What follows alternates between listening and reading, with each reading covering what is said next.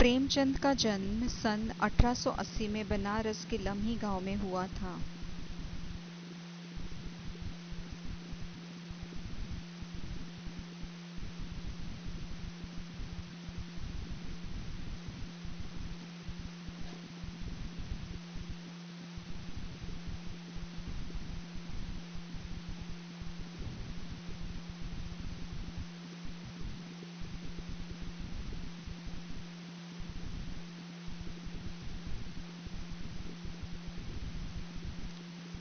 प्रेमचंद का बचपन अभावों में बीता और शिक्षा बीए तक ही हो पाई। उन्होंने शिक्षा विभाग में नौकरी की, परंतु असहयोग आंदोलन में सक्रिय भाग लेने के लिए सरकारी नौकरी से त्यागपत्र दे दिया और लेखन कार्य के प्रति पूरी तरह समर्पित हो गए। सन 1936 में इस महान कथाकार का देहांत हो गया। प्रेमचंद की कहानियां मानसरोवर के 8 भागों में संकलित है।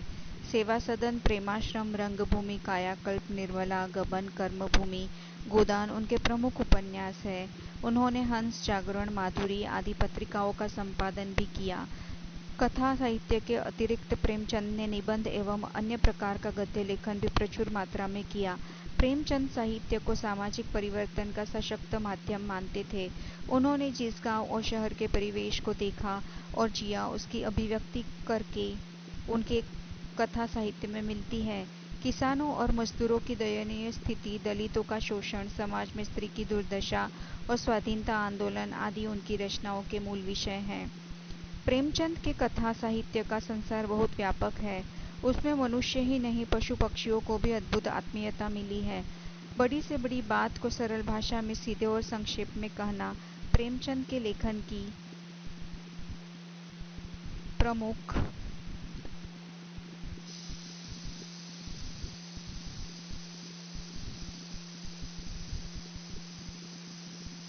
विशेषता है। उनकी भाषा सरल, सजीव एवं मुहावरेदार है तथा उन्होंने लोक प्रचलित शब्दों का प्रयोग कुशलतापूर्वक किया है।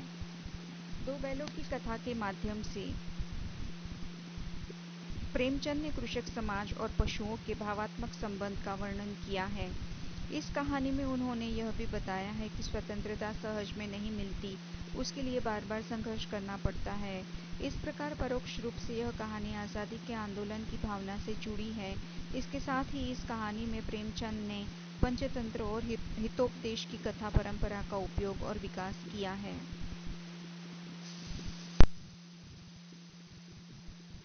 दो बैलों की कथा। जानवरों में गधा सबसे ज्यादा बुद्धिहीन समझा जाता है। हम सब किसी आदमी को परले दर्जे का बेवकूफ कहना चाहते हैं तो उसे गधा कहते हैं।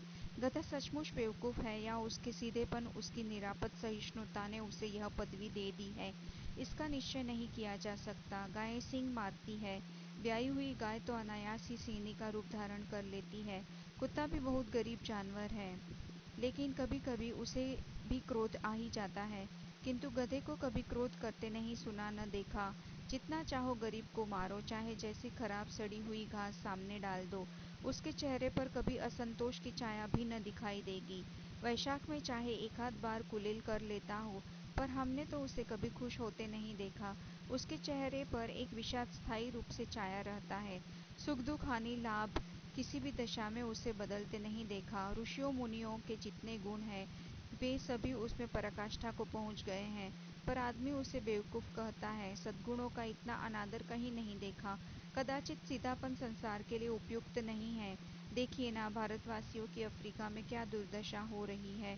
क्यों अमेरिका में उन्हें घुसने नहीं दिया जाता। बेचारे शराब नहीं पीते, 4 पैसे कुछ समय के लिए बचाकर रखते हैं, जी तोड़कर काम करते हैं, किसी से लड़ाई झगड़ा नहीं करते, 4 बातें सुनकर गम खा जाते हैं, फिर भी बदनाम है। कहा जाता है वे जीवन के आदर्श को नीचा करते हैं। अगर वे भी ईंट का जवाब पत्थर से देना सीख जाते तो शायद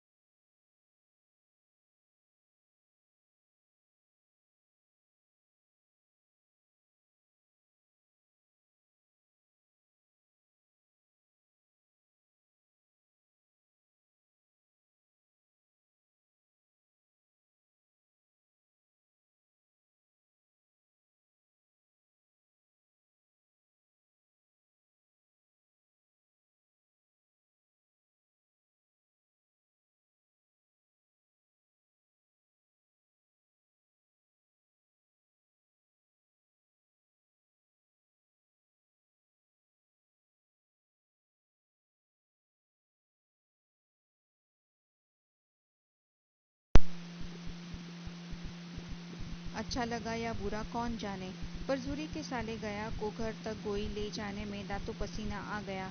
पीछे से हाँकता तो दोनों दाएं बाएं भागते, पगैया पकड़कर आगे से खींचता तो दोनों पीछे को जोर लगाते, मारता तो दोनों सींग नीचे करके हुंकारते। अगर ईश्वर ने उन्हें वाणी दी होती तो जूरी से पूछते, तुम हम गरीबों को क्यों निकाल रहे हो?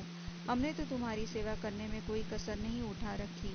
अगर इतनी मेहनत से काम न चलता था तो और काम ले लेते। हमें तो तुम्हारी चाकरी में मर जाना कबूल था। हमने कभी दाने चारे की शिकायत नहीं की। तुमने जो कुछ खिलाया वह सिर झुकाकर खा लिया, फिर तुमने हमें इस जालिम के हाथ क्यों बेच दिया? संध्या समय दोनों बैल अपने नए स्थान पर पहुंचे। दिन भर के भूखे थे, लेकिन जब नान में लगाए गए तो एक ने भी उसमें मुंह न डाला। दिल भारी हो रहा था। जिसे उन्होंने अपना घर समझ रखा था वह आज उनसे छूट गया था। यह नया घर, नया गांव, नए आदमी उन्हें बेगानों से लगते थे। दोनों ने अपनी मुख भाषा में सलाह की, एक दूसरे को कनखियों से देखा और लेट गए। जब गांव में सोता पड़ गया तो दोनों ने जोर मारकर पगहे तुड़ा डाले और घर की तरफ चले। पगहे बहुत मजबूत थे, अनुमान न हो सकता था कि कोई बैल उन्हें तोड़ देगा, पर इन दोनों में इस समय दूनी शक्ति आ गई थी। एक एक झटके से रस्सियां टूट गई। सूर्य प्रातःकाल सोकर उठा तो देखा कि दोनों बैल चरनी पर खड़े हैं। दोनों की गर्दनों में आधा आधा गराव लटक रहा है, घुटने तक पांव कीचड़ से भरे हैं और दोनों की आंखों में विद्रोह में स्नेह झलक रहा है। सूर्य बैलों को देखकर स्नेह से गदगद हो गया, दौड़कर उन्हें गले लगा लिया। प्रेमालिंगन और चुंबन का वह दृश्य बड़ा ही मनोहर था। घर और गांव के लड़के जमा हो गए और तालियां बजा बजाकर उनका स्वागत करने लगे। गांव के इतिहास में यह घटना अभूतपूर्व न होने पर भी महत्वपूर्ण थी। बालसभा ने निश्चय किया, दोनों पशुवीरों को अभिनंदन पत्र देना चाहिए। कोई अपने घर से रोटियां लाया, कोई गुड़, कोई चाकर, कोई भूसी। एक बालक ने कहा, ऐसे बैल किसी के पास न होंगे। दूसरे ने समर्थन किया, इतनी दूर से दोनों अकेले चले आए। तीसरा बोला, बैल नहीं है, वे उस जन्म के आदमी हैं। इसका प्रतिवाद करने का किसी को साहस न हुआ। सूरी की स्त्री ने बैलों को द्वार पर देखा तो जल उठी। बोली, कैसे नमक हराम बैल है कि एक दिन वहां काम न किया भाग खड़े हुए। सूरी अपने बैलों पर यह आक्षेप न सुन सका। नमक हराम क्यों है? चारा दाना न दिया होगा तो क्या करते? स्त्री ने रोब के साथ कहा, बस तुम ही तो बैलों को खिलाना जानते हो, और तो सभी पानी पिला पिला कर रखते हैं। सूर्य ने चिढ़ाया, चारा मिलाता तो क्यों भागते? स्त्री चिढ़ी, भागे इसलिए कि वे लोग तुम जैसे बुद्धुओं की तरह बैलों को सहलाते नहीं, खिलाते हैं तो रगड़ कर जोतते भी हैं। ये दोनों ठहरे कामचोर, भाग निकले। अब देखो कहाँ से खली और चाकर मिलता है। सूखे भूसे के सिवा कुछ न दूंगी, खाए चाहे मरे। वही हुआ। मजूर को कड़ी ताकीद कर दी गई कि बैलों को खाली सूखा भूसा दिया जाए। बैलों ने नान में मुंह डाला तो फीका फीका, न कोई चिकनाहट न कोई रस। क्या खाए? आशा भरी आंखों से द्वार की ओर ताकने लगे। सूर्य ने मजूर से कहा, थोड़ी सी खली क्यों नहीं डाल देता? मालकिन मुझे मार डालेगी। चुरा कर डाल दे। न दादा, पीछे से तुम भी उन्हीं की सी कहोगे। दूसरे दिन चूरी का साला फिर आया और बैलों को ले चला। अब कि उसने दोनों को गाड़ी में जोता। 2-4 बार मोती ने गाड़ी को सड़क की खाई में गिराना चाहा, पर हीरा ने संभाल लिया। वह ज्यादा सहनशील था। संध्या समय घर पहुंचकर उसने दोनों को मोटी रस्सियों से बांधा और कल की शरारत का मजा चखाया। फिर वही सूखा भूसा डाल दिया। अपने दोनों बैलों को खली चुनी, सब कुछ दिया। दोनों बैलों का ऐसा अपमान कभी न हुआ था। जूरी इन्हें फूल की छड़ी से भी न छूता था। उसकी टिटकाकर पर दोनों उड़ने लगते थे। यहाँ मार पड़ी, आहत सम्मान की व्यथा तो थी ही, उस पर मिला सूखा भूसा। नान की तरफ आंखें तक न उठाई। दूसरे दिन गया ने बैलों को हल में जोता, पर इन दोनों ने जैसे पाँव न उठाने की कसम खा ली थी। वह मारते मारते थक गया, पर दोनों ने पाँव न उठाया। एक बार जब उस निर्दयी ने हीरा की नाक पर खूब डंडे जमाए तो मोती का गुस्सा काबू के बाहर हो गया। हल लेकर भागा। हल, रस्सी, जुआ, जोत सब टूट टाट कर बराबर हो गया। गले में बड़ी बड़ी रस्सियां न होती तो दोनों पकड़ाई में न आते। हीरा ने मुख भाषा में कहा, भागना व्यर्थ है।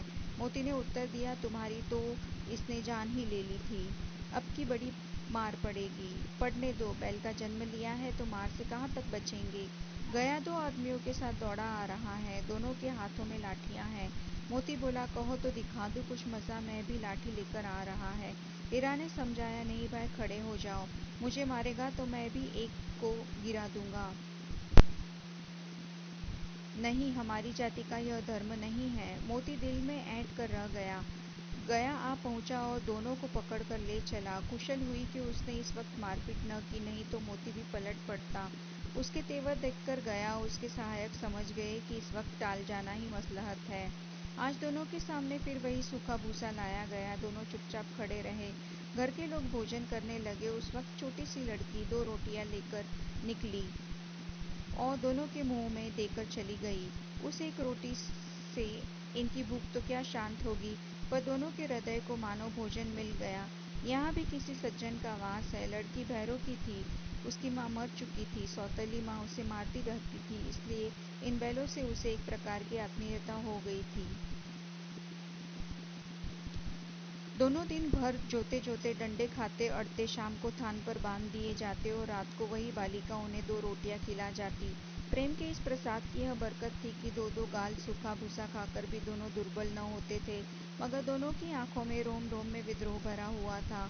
एक दिन मोती ने मुख भाषा में कहा, अब तो नहीं सहा जाता हीरा, क्या करना चाहते हो? एकाध को सिंह पर उठाकर फेंक दूंगा, लेकिन जानते हो वह प्यारी लड़की जो हमें रोटियां खिलाती है, उसी की लड़की है जो इस घर का मालिक है। यह बेचारी अनाथ हो जाएगी तो मालकिन को न फेंक दूं, वही तो उस लड़की को मारती है, लेकिन औरत जात पर सिंह चलाना मना है। यह भूले जाते हो। तुम तो किसी तरह निकलने ही नहीं देते। बताओ, तुड़ाकर भाग चले? हाँ, यह मैं स्वीकार करता हूँ, लेकिन इतनी मोटी रस्सी टूटेगी कैसे? इसका ये उपाय है, पहले रस्सी को थोड़ा सा चबा लो, फिर एक झटके में जाती है। रात को जब बालिका रोटियां खिलाकर चली गई, दोनों रस्सियां चबाने लगे, पर मोटी रस्सी मुंह में न आती थी। बेचारे बार बार जोर लगाकर रह जाते थे।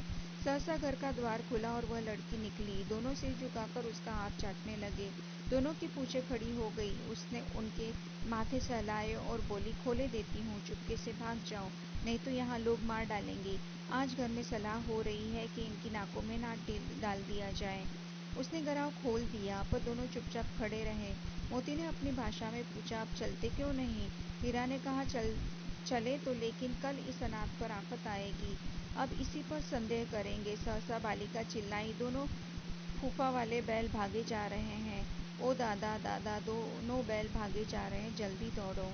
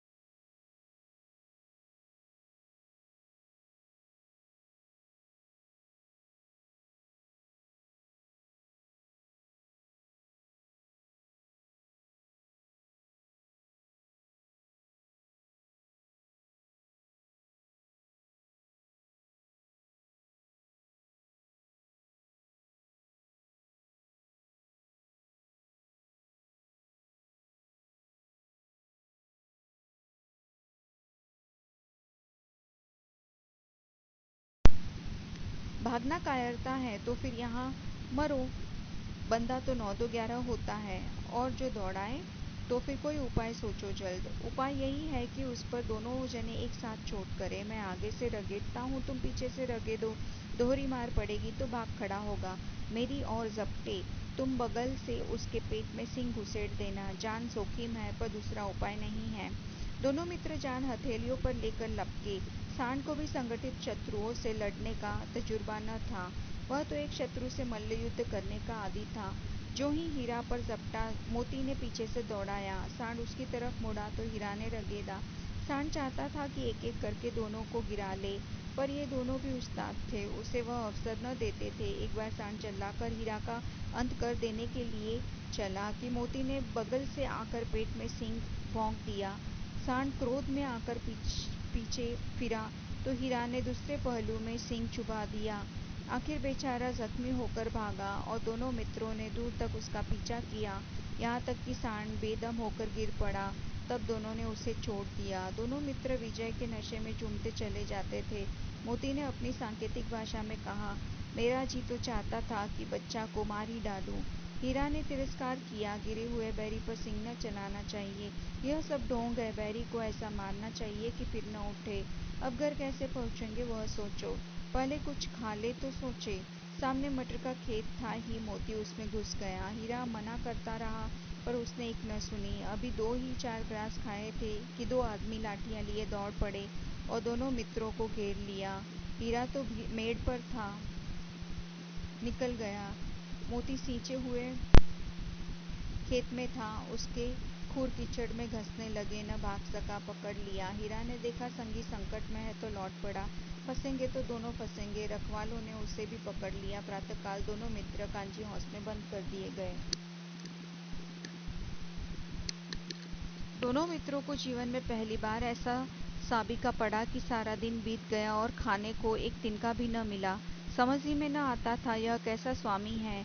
इसे तो गया फिर भी अच्छा था। यहाँ कई भैंसें थी, कई बकरियां, कई घोड़े, कई गधे, पर किसी के सामने चारा न था। सब जमीन पर मुर्दों की तरह पड़े थे। कई तो इतने कमजोर हो गए थे कि खड़े भी न हो सकते थे। सारा दिन दोनों मित्र फाटक की ओर टकटकी लगाए ताकते रहते, पर कोई चारा लेकर न आता दिखाई दिया। तब दोनों ने दीवार की नमकीन मिट्टी चाटनी शुरू की, पर इससे क्या तृप्ति होती।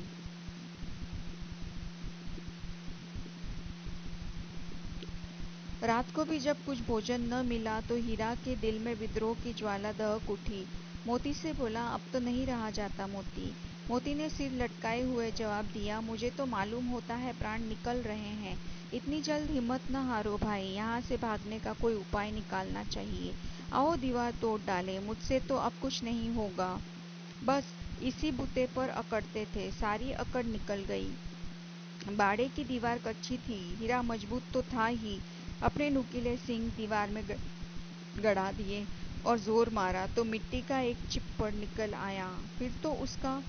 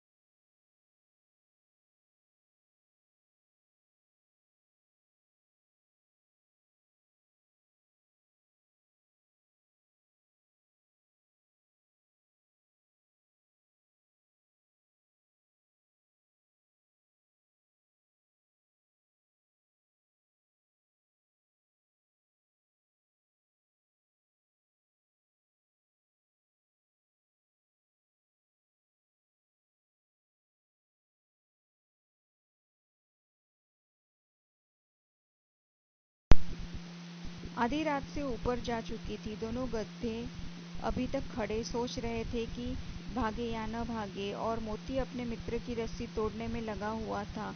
जब वह हार गया तो हीरा ने कहा, तुम जाओ, मुझे यहीं पड़ा रहने दो, शायद कहीं भेंट हो जाए। मोती ने आंखों में आंसू लाकर कहा, तुम मुझे इतना स्वार्थी समझते हो हीरा? हम और तुम इतने दिनों तक साथ रहे, आज तुम विपत्ति में पड़ गए तो मैं तुम्हें छोड़कर अलग हो जाऊं? हीरा ने कहा, बहुत मार पड़ेगी, लोग समझ जाएंगे यह तुम्हारी शरारत है। मोती गर्व से बोला, जिस अपराध के लिए तुम्हारे गले में बंधन पड़ा, उसके लिए अगर मुझ पर मार पड़े तो क्या चिंता, इतना तो हो ही गया कि 9-10 प्राणियों की जान बच गई, वे सब तो आशीर्वाद देंगे। यह कहते हुए मोती ने दोनों गधों को सींगों से मार मार कर बाड़े के बाहर निकाला और तब अपने बंधु के पास आकर सो रहा। भोर होते ही मुंशी और चौकीदार तथा अन्य कर्मचारियों में कैसी खलबली मची। इसके लिखने की जरूरत नहीं, बस इतना ही काफी है कि मोती की खूब मरम्मत हुई और उसे भी मोटी रस्सी से बांध दिया गया। एक सप्ताह तक दोनों मित्र वहां बंधे पड़े रहे। किसी ने चारे का एक तृण भी न डाला। हाँ, एक बार पानी दिखा दिया जाता था, यही उनका आधार था। दोनों इतने दुर्बल हो गए थे कि उठा तक न जाता था, ठठरियाँ निकल आई थी। एक दिन बाड़े के सामने डुग्गी बजने लगी और दोपहर होते होते वहाँ 50-60 आदमी जमा हो गए। तब दोनों मित्र निकाले गए और उनकी देखभाल होने लगी। लोग आ आकर उनकी सूरत देखते और मन फीका करके चले जाते। ऐसे मृतक बैलों को कौन खरीदार होता। सहसा एक दढ़ियल आदमी, जिसकी आंखें लाल थी और मुद्रा अत्यंत कठोर, आया और दोनों मित्रों के कूलों में उंगली गोदकर मुंशी जी से बातें करने लगा। उसका चेहरा देखकर अंतर्ज्ञान से दोनों मित्रों के दिल कांप उठे। वह कौन है और उन्हें क्यों टटोल रहा है, इस विषय में उन्हें कोई संदेह न हुआ। दोनों ने एक दूसरे को भीत नेत्रों से देखा और सिर झुका लिया। हीरा ने कहा, गया के घर से नाहक भागे, अब जान न बचेगी। मोती ने अश्रद्धा के भाव से उत्तर दिया, कहते हैं भगवान सबके ऊपर दया करते हैं, उन्हें हमारे ऊपर क्यों दया नहीं आती। भगवान के लिए हमारा मरना जीना दोनों बराबर है। चलो, अच्छा ही है, कुछ दिन उसके पास तो रहेंगे। एक बार भगवान ने उस लड़की के रूप में हमें बचाया था, क्या अब न बचाएंगे। यह आदमी छुरी चलाएगा, देख लेना। तो क्या चिंता है, मांस, खाल, सींग, हड्डी सब किसी न किसी काम आ जाएंगे। नीलाम हो जाने के बाद दोनों मित्र उस दड़ियल के साथ चले। दोनों की बोटी बोटी कांप रही थी, बेचारे पांव तक न उठा सकते थे, पर भय के मारे गिरते पड़ते भागे जाते थे, क्योंकि वह जरा भी चाल धीमी हो जाने पर जोर से डंडा जमा देता था। राह में गाय बैलों का एक रेवड़ हरे हरे हार में चरता नजर आया। सभी जानवर प्रसन्न थे, चिकने चपल, कोई उछलता था, कोई आनंद से बैठा पागुर करता था। कितना सुखी जीवन था इनका, पर कितने स्वार्थी हैं सब। किसी को चिंता नहीं कि उनके दो भाई बधिक के हाथ पड़े कैसे दुखी हैं। सहसा दोनों ऐसा मालूम हुआ कि यह परिचित राह है। हाँ, इसी रास्ते से गया उन्हें ले गया था। वही खेत, वही बाग, वही गांव मिलने लगे। प्रतिक्षण उनकी चाल तेज होने लगी, सारी थकान, सारी दुर्बलता गायब हो गई। आह, यह लो, अपना ही हार आ गया। इसी कुएं पर हम पूर चलाने आया करते थे, यही कुआं है। मोती ने कहा, हमारा घर नगीच आ गया। हीरा बोला, भगवान की दया है, मैं तो अब घर भागता हूँ। यह जाने देगा, इसे मैं मार गिराता हूँ। नहीं नहीं, दौड़कर थान पर चलो, वहाँ से हम आगे न जाएंगे। दोनों उन्मत्त होकर बछड़ों की भांति कुलेले करते हुए घर की ओर दौड़े। फिर हमारा थान है। दोनों दौड़कर अपने थान पर आए और खड़े हो गए। दड़ियल भी पीछे पीछे दौड़ा चला आता था। सूरी द्वार पर बैठा धूप खा रहा था। बैलों को देखते ही दौड़ा और उन्हें बारी बारी से गले लगाने लगा।